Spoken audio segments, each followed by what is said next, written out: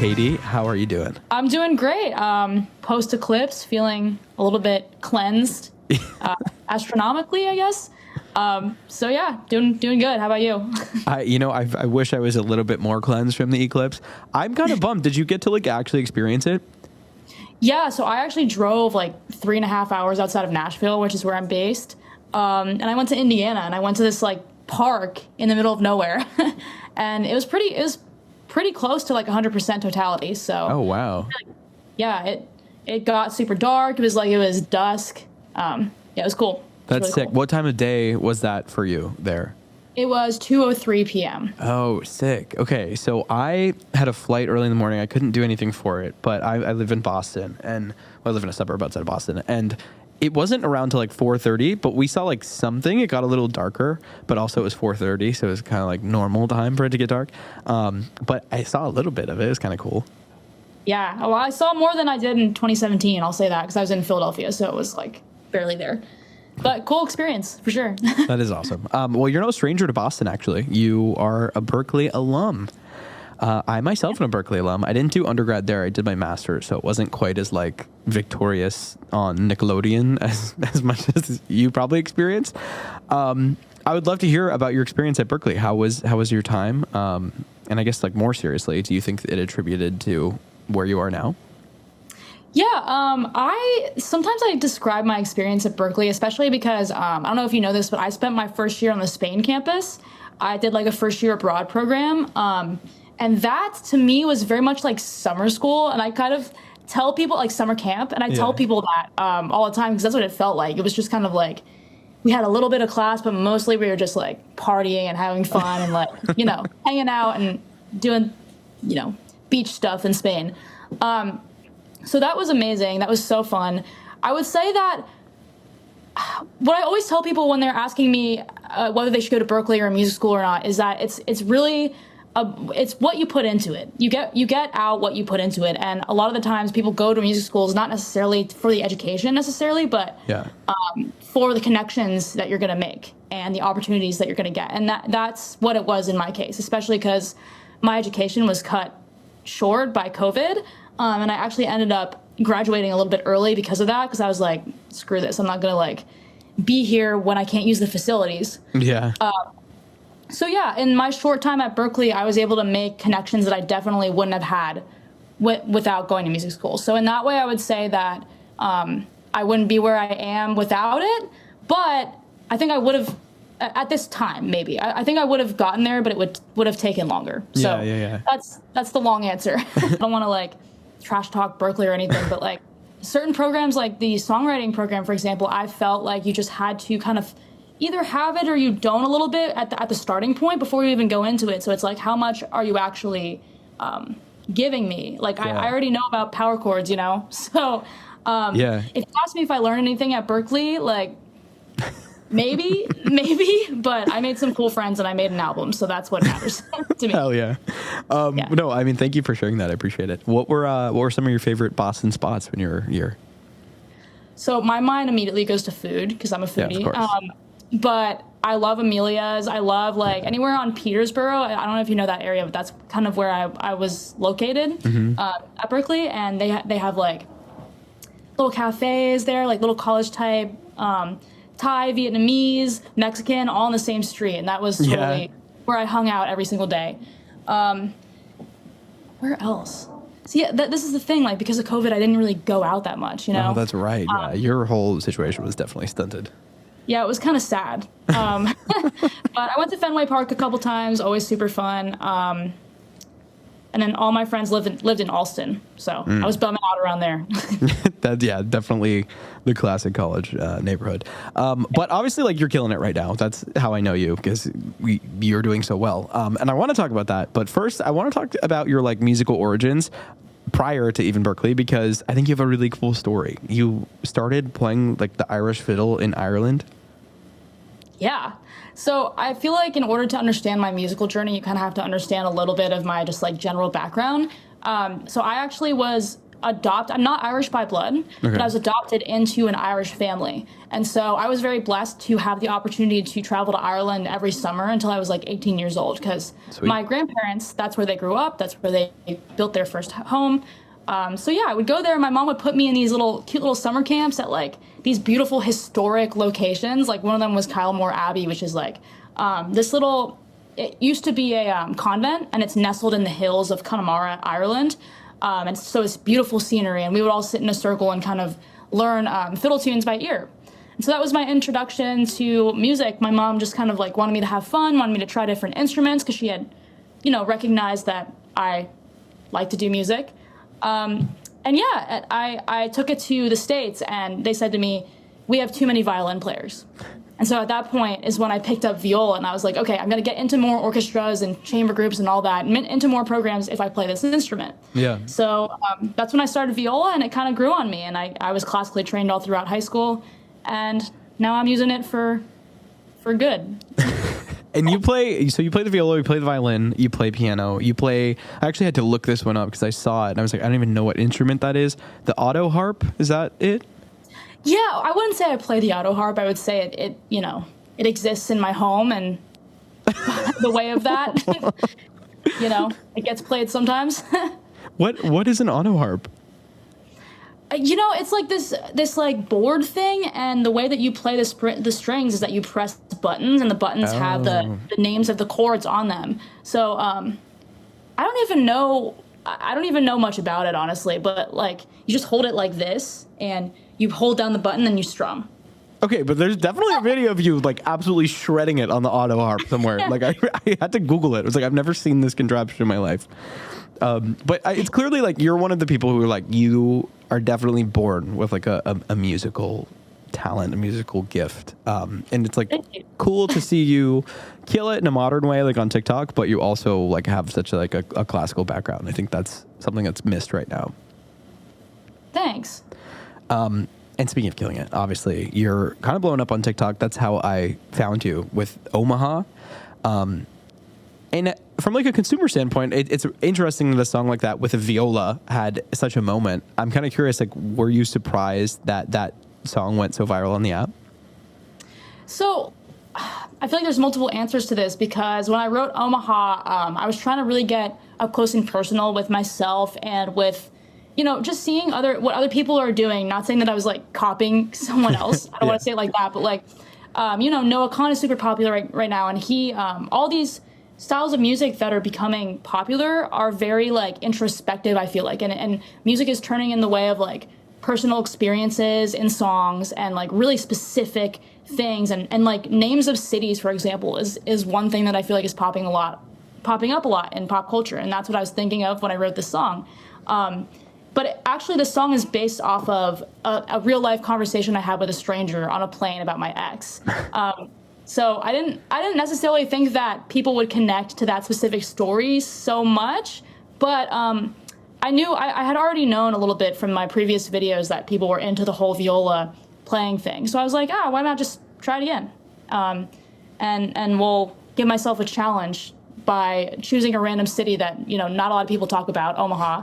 And seeing if it does well, and I guess the trend worked. Wait, that's fascinating to hear. That was the song is a real story. Yeah, it's a real conversation. Everything that's in the song is like a real thing that was said. So, did you write it like immediately after the conversation, or did it come later? It was a couple days later, I would say. Oh my God, do you keep in touch with a stranger? And did they know that? No, he has no idea. He's like a middle-aged man. I doubt he cares or has heard it. That's awesome. I was on a plane yesterday, and I was extremely, extremely hungover on the plane. There was no way if I were talking to anyone, they'd be writing a song about me. Unless it was like, there's a creep man on the plane who's like throwing up in his seat. I'm pretty introverted too, so like I would say most of it, it's a 1 in a million chance that happened. So it probably won't happen to me ever again either. No, but I loved it, and like I said, I think the sound is really cool, and it's something I just like don't hear a lot. So it's really interesting to hear. It was like semi-calculated, but also obviously organic as well. So many of the artists that we have featured on the show have like had an experience on TikTok or a moment that like kind of helped them get their name out there a little bit more. And they always all mention that they kind of have like a love-hate relationship with the app.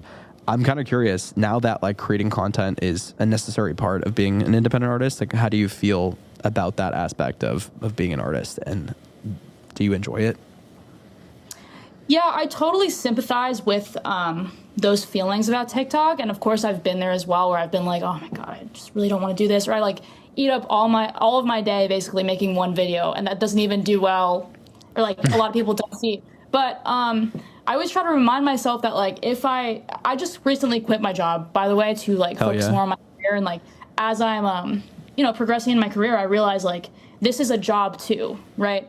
That I've kind of chosen this as my career and my job, and the thing that's gonna ultimately hopefully make me money. So I think to myself, like, in any other job I would have to do things that I don't want to do, or that kind of piss me off, or that I think that like are not the way that things should be done, right? And I would feel that way in any job, whether it was serving, teaching music, a 9-to-5.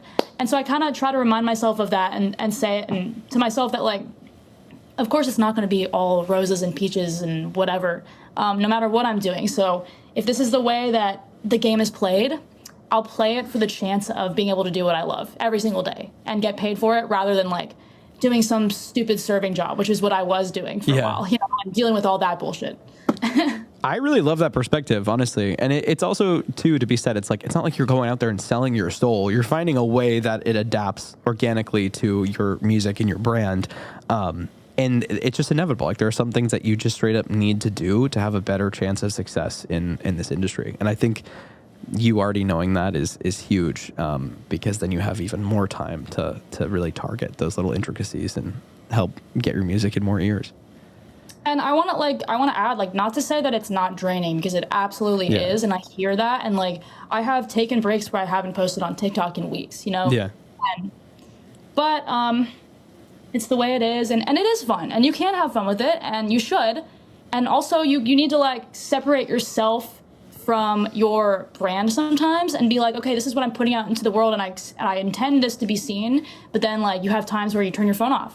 Yeah. And you go play for yourself and just have a jam. Like, you should do both. Just be balanced, like everything else in life, And then, I mean, you also have times where Noah Kahan comments on your TikTok saying that he listened to your rewrite of Forever 9 times over. What was that like to see that Noah Kahan commented on your TikTok? That was crazy. The most crazy part about that, the craziest, I can't speak English apparently, but the craziest part about that is that he had commented the same, like, the day before, and was like, great job, this is great, or whatever.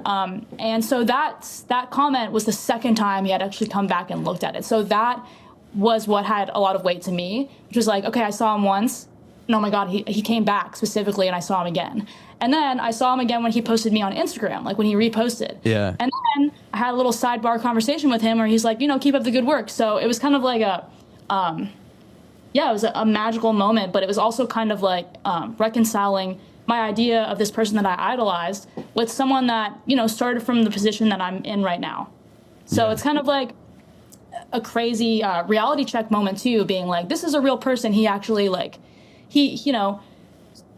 what's the word? Binges videos the same way I do on TikTok. And, and that's a really cool, validating feeling. Yeah. And I mean, that rewrite was so good. Like, you also did the same thing with the Too Sweet by Hozier. Like, the way you captured the essence of the song, but then told it in a different way that also is the way that the original artist kind of would have written it, I think is so sick.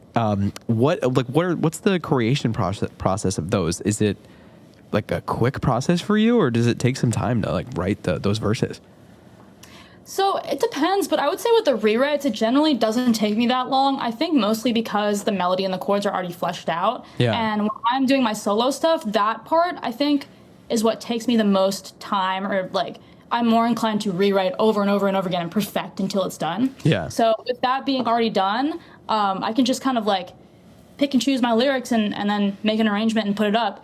It's funny though, because like I see all these comments like saying that what you said about this is how Hozier might have written it, and it's like, yes, exactly. Like, I've listened to this artist for a while. I know the kind of topics that he tends to lean toward. Like, he sings a lot about biblical stuff. He sings about religion, and like his vibe is kind of like dark, mysterious. it's just an algorithm sometimes. And I know some artists don't like to admit that maybe, or don't like to hear it, but it partially is. And then the rest of it is your own vibe and your style and how you perform it. Yeah. So, I mean, that just kind of goes back to you being an actually like good songwriter, is that you're able to identify those like patterns and things that people that have had success doing that do, and why they are successful in the first place. Thank you. But beyond Noah Kahan, you also had Joe Jonas, Olivia Rodrigo, Joshua Bassett, Maisie Peters, among many others, comment on your videos. I am kind of curious, unrelated to like the whole like fame aspect of it. What's it like having, I guess, gratification wise? Like, did you feel more confident in yourself that you are getting this type of recognition from people who are so established? For sure, especially with Joe Jonas. That was a super bittersweet moment because that song, Tornado Warnings, the one that he duetted, is kind of about feeling like you're unseen, especially in this industry. Because I had just moved to Nashville. I was trying to figure out how to book a show. Like, I didn't even know how to put a bill together for a show. Now I've played 1 million, some of which there were only 5 people at, you know? Yeah. And so that's what that song was about, just feeling like no one sees you, no one cares. You're not going to really reach your full potential ever. And even if you do, like, people might not be there to watch you, you know? So when he duetted that, I was like, wait, this is what I've been like. I was like, this is my main character moment, you know? This is the climax after the bad moment, you know, the montage where the main character is super like depressed and like whatever. That's what that felt like. And yeah, icon. That is very serendipitous for sure. Yeah. So I guess like where are you in your career, would you say? Because obviously, you know, you've had these moments and you are playing out. Do you have like a manager, a publicist? Are you signed to a label? Yeah, I recently signed to Network Music Group, which happened like 2 months ago. This happened back when Omaha first came out. Mm-hmm. So I've been working with them for a while. I've been loving it so far. I'm in the process of releasing my first full-length project, which is going to be called Upstaged, and it's going to be divided into 4 acts, like musical theater acts. Ooh. So first one is actually coming out on the 26th. I'll be making like an official post for that this weekend. I'm super excited because I've been like sitting on these songs for 2.5 years now.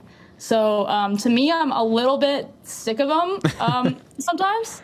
But I'm excited for everybody else to have them and kind of just like keep the ball rolling with this label and my team. I do have a manager.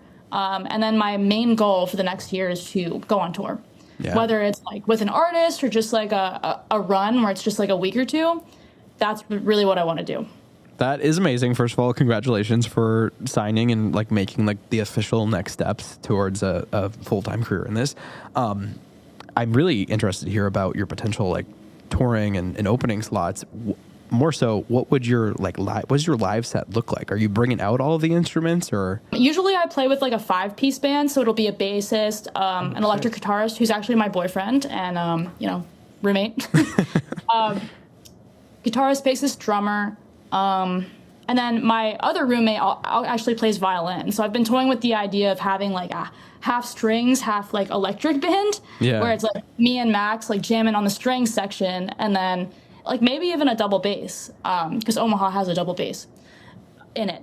So it's kind of in the works. I've played a couple shows solo, but I think it definitely would do better with a band. Yeah. So yeah, 5-piece, I would say. Sweet. Yeah, and maybe even add the auto harp. Maybe. Make it a 6-piece. Maybe it's possible.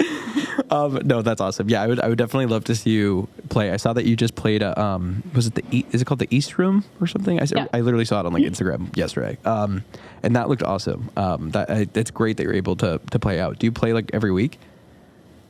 Not every week, no. Yeah. Mostly right now I'm joining other people's bills until like I drop the first EP or even the second EP and have my own release show. Yeah. But yeah, I've played the East Room like 12 times. It's such a cool spot. Shout out to East Room if you're in Nashville. Anybody listening? Sick. I mean, all that to be said, it's clear that things are not that looking up, I guess kind of insinuates that maybe you're not at a good place right now, but you are, and they just look to continuously be getting better. But I'm kind of curious, like what actual music industry goals do you have? I know you mentioned that you do want to go on tour. What else do you hope to accomplish in the near future?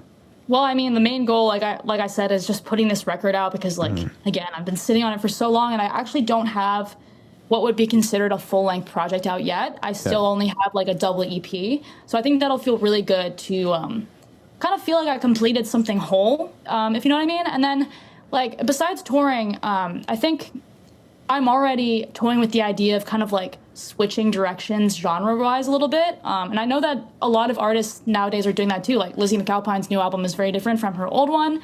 And I think, like I said before, the industry is going in this really cool direction of people just being super, super honest and stripped down.